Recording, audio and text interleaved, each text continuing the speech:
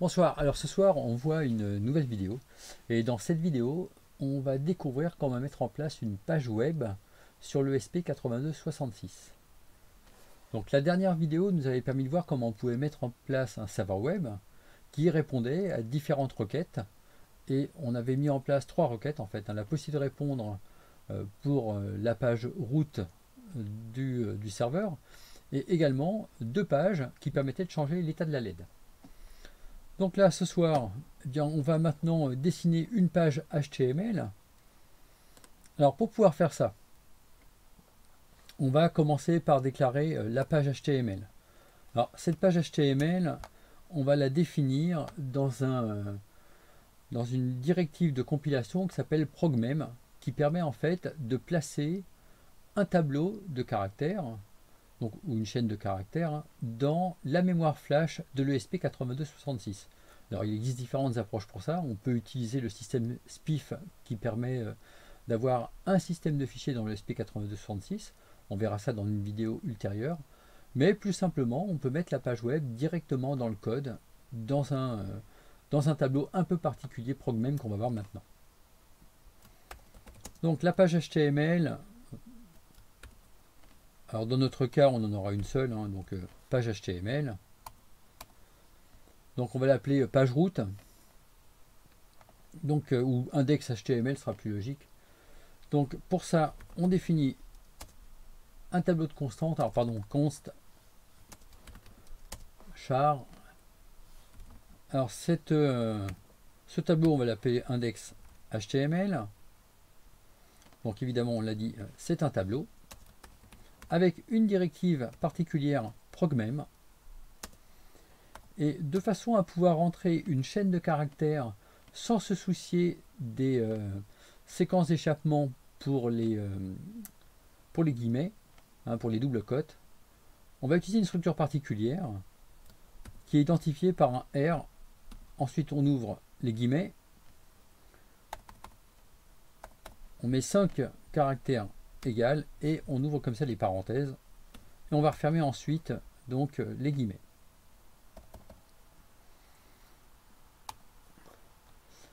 Et donc ici, on va pouvoir mettre le code HTML de notre page. Alors de façon à ce que ce soit un petit peu plus clair, de façon à ce que ce soit plus facile à écrire à la page HTML, ce que je vous propose dans un premier temps, eh bien, c'est de créer ici un dossier, dans le dossier de notre projet, dossier qu'on va appeler data. Alors pardon, là c'est pas un dossier, voilà. Donc, new folder, je l'appelle data ce dossier, et dans ce dossier data, je vais créer un nouveau fichier que je vais appeler index.html. Et c'est donc ici qu'on va taper notre page HTML. Alors cette page HTML, donc, eh bien, c'est un document de type, alors pardon, doc type HTML.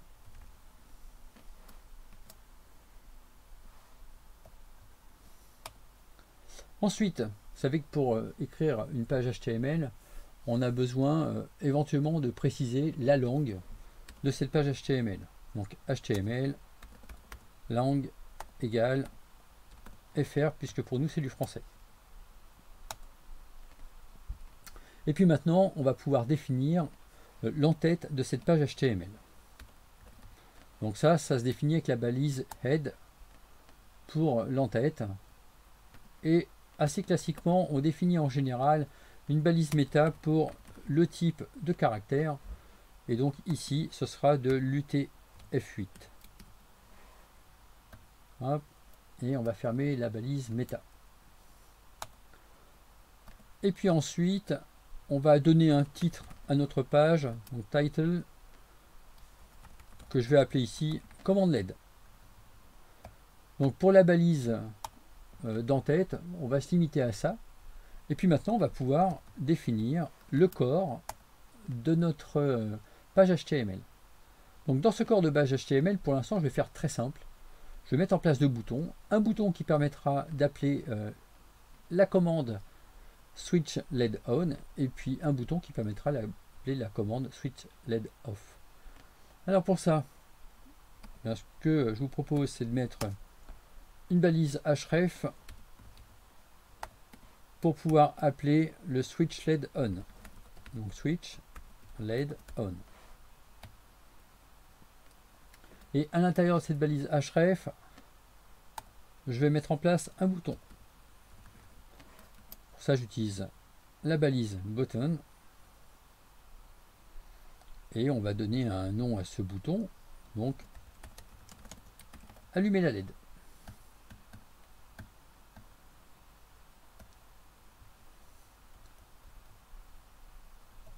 Alors souvent je mets des retours à la ligne pour bien montrer le niveau d'imbrication. Voilà. Alors ça on peut le copier, CTRL-C, CTRL-V, et comme ça on va mettre en place notre switch LED off. Donc éteindre la LED. Bien, alors c'est une page relativement simple. Alors cette page, on l'a définie dans un fichier HTML. Pourquoi? Tout simplement parce que ce sera plus pratique, enfin c'est plus pratique au niveau de l'éditeur. Ça nous permet de voir correctement apparaître les balises. Ça nous permet d'avoir également tout ce qui concerne l'aide à la frappe de VS Code lorsqu'on fait du HTML. Vous l'avez vu lorsque je tapais ici. En revanche, on va faire un copier-coller de l'intégralité en CTRL-C et on va coller ça dans la page HTML.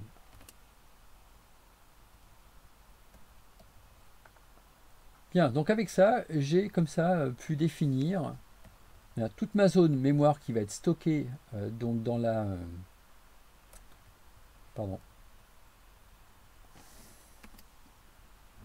donc toute la zone mémoire qui va être stockée dans la mémoire flash.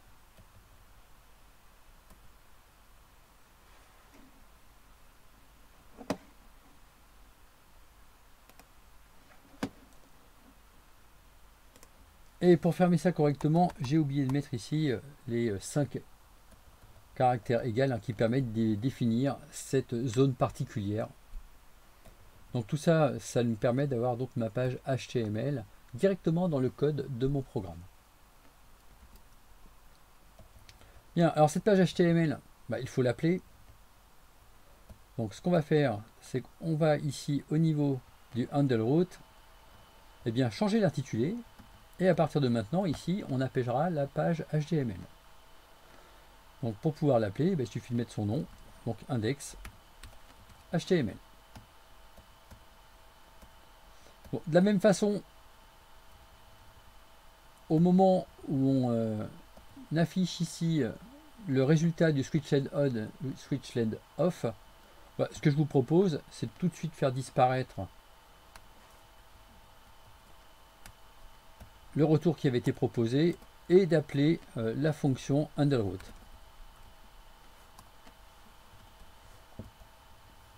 Comme ça, on réaffichera la page principale à chaque fois qu'on appuiera sur un bouton.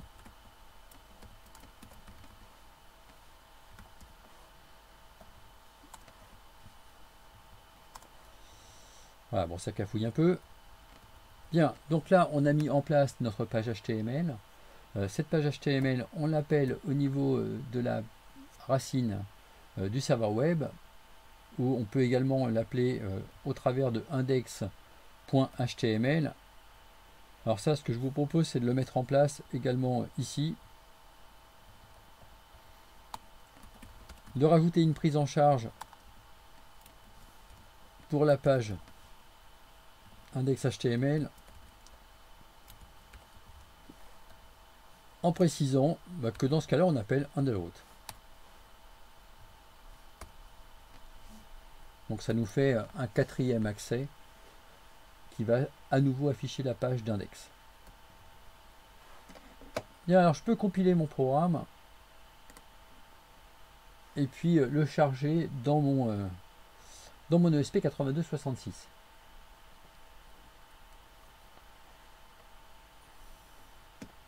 Donc cette propriété qui me permet effectivement de mettre ma page HTML ici dans la mémoire flash, c'est bien pratique parce que ça permet d'écrire en clair. Et on va voir par la suite qu'on peut apporter des améliorations et en particulier afficher l'état de la LED directement dans la page. Donc ça, ce sera l'objectif de la suite.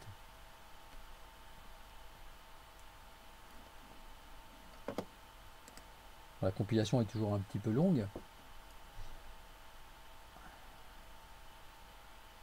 Alors les LED, on peut les voir ici, donc par-dessus le module.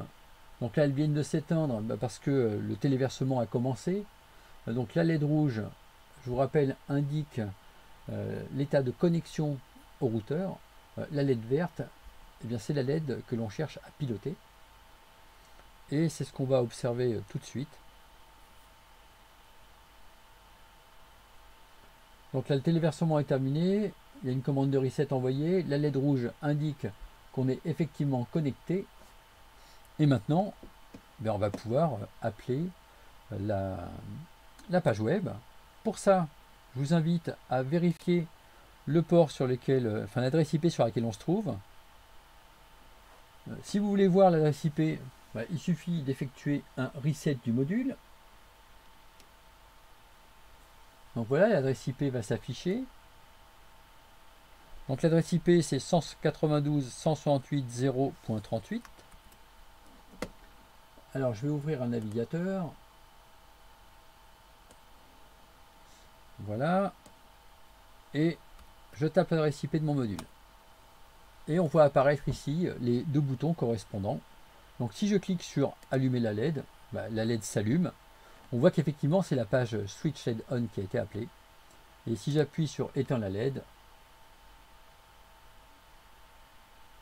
est-ce que j'ai bien changé l'intitulé? Voilà, Switch LED Off. Bon, ça prend un petit temps. Moi je me trouve un petit peu loin de mon routeur, donc les communications sont ralenties, les accès au routeur sont ralentis. Donc voilà pour la mise en place de ces deux boutons. Alors maintenant, on peut apporter quelques améliorations intéressantes. On va faire ça tout de suite. Alors, entre autres améliorations, eh bien, ce qui serait bien, c'est de voir apparaître le nom, enfin l'état de la LED. Donc pour ça, dans le corps de ma page HTML, je vais mettre une balise de titre. Et dans cette balise de titre, je vais marquer état de la LED. On va mettre une balise de titre à nouveau de niveau H1, donc le niveau le plus important, pour les deux boutons. Donc commande de la LED. Et alors pour l'état de la LED, eh bien on met en place un paragraphe. Alors je vais plutôt mettre du H2 pour que ça soit suffisamment gros. Voilà. Et donc ce H2, eh bien pour l'instant, je vous propose de marquer %LED %. Donc ça, je sauvegarde. Je copie la totalité. Alors on fait ce qu'on a fait tout à l'heure. Et on vient remplacer comme ça le code qui avait été mis en place ici. Donc on a ajouté quelques éléments.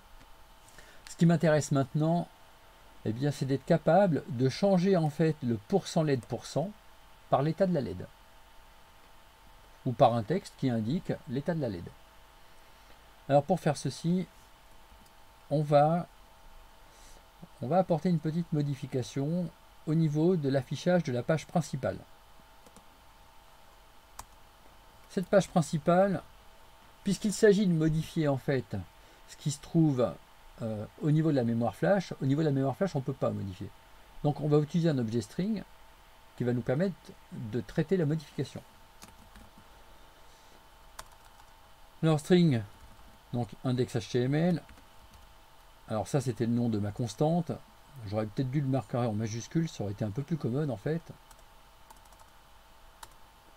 Donc on va plutôt l'appeler string temporaire. Et cette string temporaire, donc je vous rappelle que c'est un objet string, eh bien on va la construire à partir donc de l'index HTML. L'idée c'est que ce soit une copie en fait de ma chaîne de caractères placée en mémoire flash qui s'appelle index HTML. Pour faire ça, il y a un cast à effectuer. Donc ce cast, va donc s'effectuer avec une propriété du C++, hein, qui s'effectue au moment de la compilation. Donc réinterprète cast, et entre les inférieurs supérieurs, on va préciser le type vers lequel on veut faire migrer donc l'argument qui va suivre. Donc ce type, ce sera un flash string helper, et ce sera un pointeur flash string helper. Et ça, on va l'appliquer à notre index HTML. Bien, tout ça, ça me permet d'avoir dans la variable temp ce qui correspond en fait à la chaîne de caractères que j'ai stockée dans la mémoire flash. Et à partir de là, on va pouvoir effectuer un traitement. Alors moi, ce que je souhaite, c'est pouvoir remplacer en fait la séquence %LED% par un texte qui indique l'état de la LED. Pour faire ça, eh bien, on va tester d'abord l'état de la LED. Alors pour tester l'état de la LED, le plus simple, c'est finalement de faire un digital read de pinlet verte. Donc si c'est égal à high, donc l'état haut, dans ce cas-là, je vais prendre ma string temp et je vais faire un remplacement de %LED% par le texte LED allumé. Et puis sinon, même idée, pour afficher qu'elle est éteinte.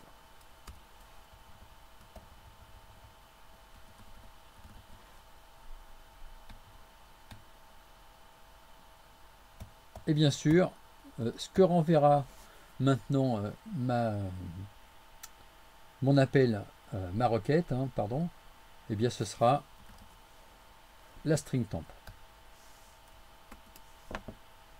Alors on a terminé cette approche et on va pouvoir à nouveau compiler et uploader les résultats. Alors attention, j'avais oublié, il faut absolument déconnecter le moniteur série. Et donc je relance. Alors, je vais mettre en pause parce que ça prend un peu de temps. Alors on est sur la fin du téléversement. Le reset s'effectue. Et là maintenant on va pouvoir voir le résultat sur la LED. Donc pour voir le résultat sur la LED, donc ici je visualise mes deux LED. Je dispose de la page HTML. Donc la page HTML, on va la recharger.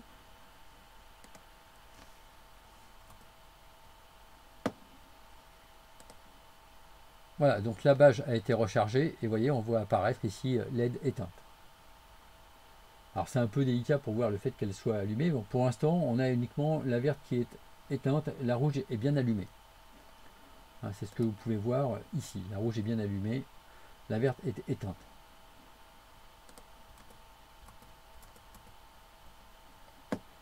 Et maintenant, j'allume la verte.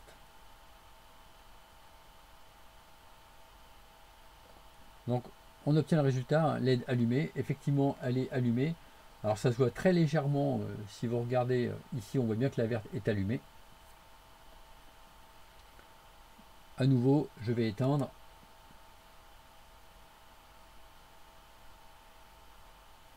Donc la LED verte vient de s'éteindre.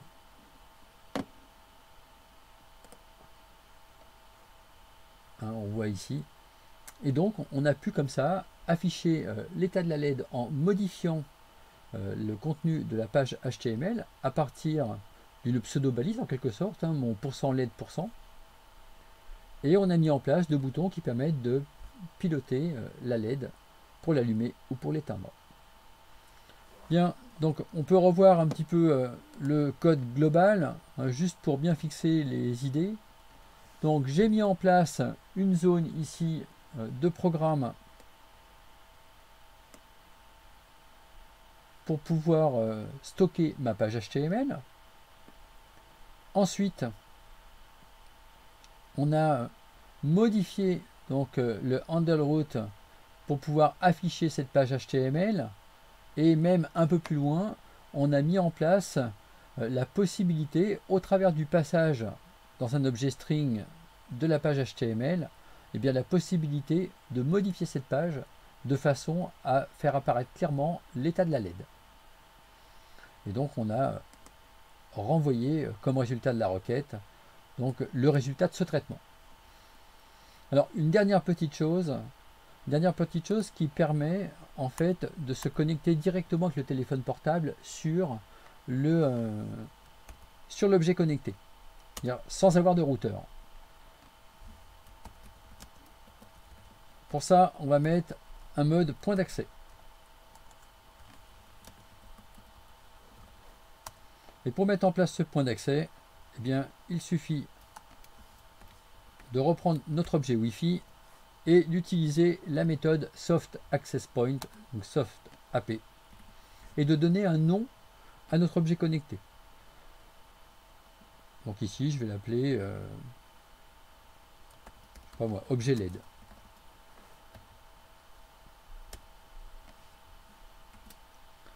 C'est bien que si on charge maintenant ce programme dans le module ESP8266, et bien au moment où vous allez scruter la liste des réseaux disponibles avec votre téléphone par exemple, vous verrez apparaître le Soft AP objet LED dans la liste des SSID disponibles.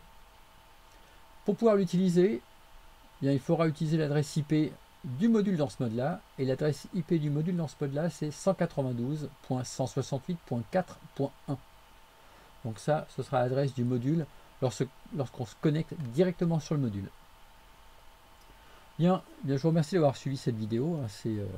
C'est la fin de cette vidéo. La fois suivante, on verra comment on peut interpréter une liste de paramètres dans une requête web de façon à avoir une approche peut-être un petit peu plus efficace que ce qu'on a vu là, à partir des deux fonctions pour allumer et éteindre la LED. On passera uniquement par la page HTML de façon à faire passer les paramètres et savoir dans quel état mettre la LED. Je vous remercie d'avoir suivi cette vidéo.